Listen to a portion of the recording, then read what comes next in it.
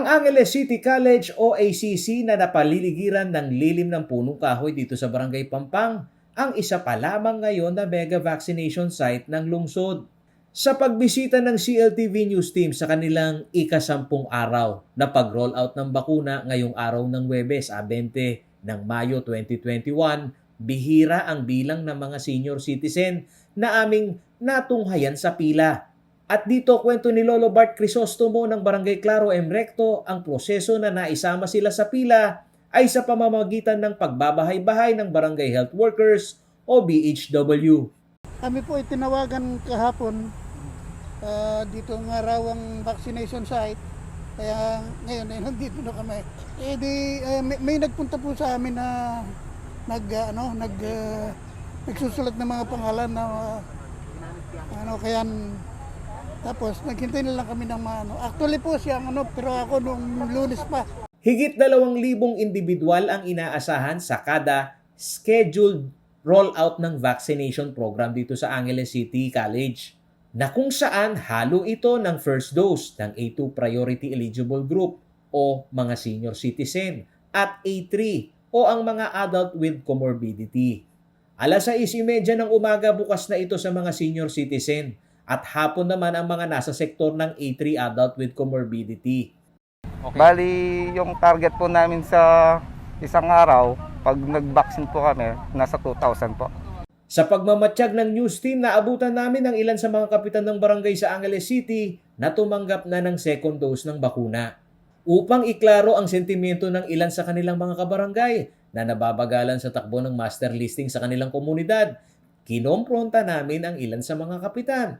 Si Barangay Pulong Kakutod Kapitan Francisco Cura, bida niya, hindi naman napupolitika ang distribusyon ng bakuna sa lungsod ng Angeles. Palagay ko, walang politika dito. Ginagawa lang ang katungkulan ng city government, Angeles City Government, para may distribute ng pantay-pantay po ang pagbabakuna sa mga gustong magpabakuna. Sa salita ni Kapitan na animoy kabisyado ang rollout ng distribusyon ng bakuna, minabuti naming usisain sa kanya kung gaano na ba kalaki ang bilang ng mga senior citizen na naisali sa pila sa kanyang barangay. Sagot niya, Sa ngayon wala pang masyadong pero kaming mga officer ng council, kami pa lang naunang nabakuna. Sa mga senior citizen diyan sa barangay mo. Sa ngayon wala ko pang meron na ba? Meron na pala.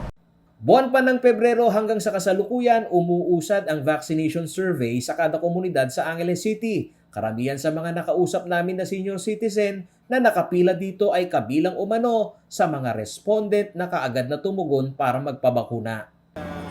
Ay kasi nagkaroon ng survey. O tapos tinawagan kami kagabi. We were at the master list. Samantala, iginit naman ni Belinda Babes Mariano, ang National Immunization Coordinator ng Angeles City. Ang scheduled na vaccination program ay depende sa laki ng deployment ng bakuna na galing sa DOH region. Kaya hindi ito na idediretsyong i-roll out araw-araw.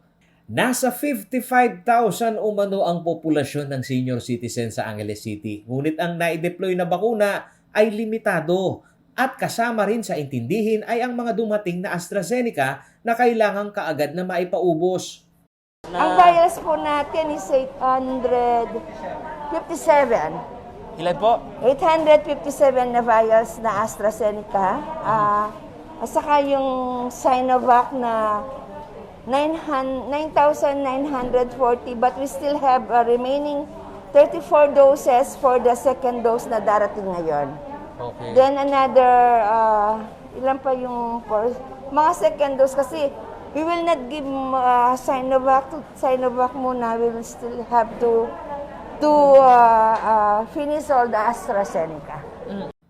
Ang pautay-utay na vaccination rollout ng syudad ng Angeles City na limitado sa deployment ng bakuna ng DOH ay sumasalamin sa 1.9% na katumbas ng 239,964 na individual na nabakunahan sa first dose sa Central Luzon.